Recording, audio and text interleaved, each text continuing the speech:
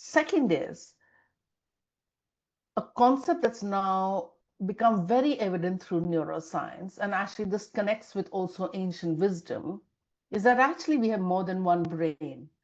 So the brain that reads and takes in information, the one that we are most trained to use, is what we call the brain between our ears, which does a lot of cognitive thinking, right?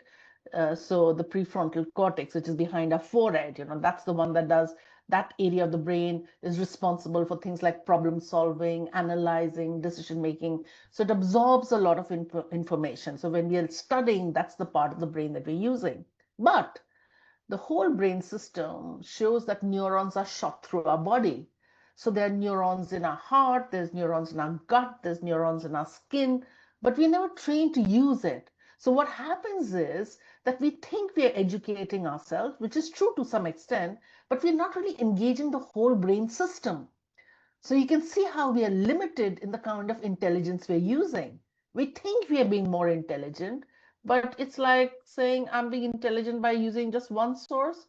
Would it not be better if we had practices in our life, which is where ancient practices like mindfulness, meditation, the right kind of eating, sleep that we are talking about, was always seen as vitally important for the whole brain system to work.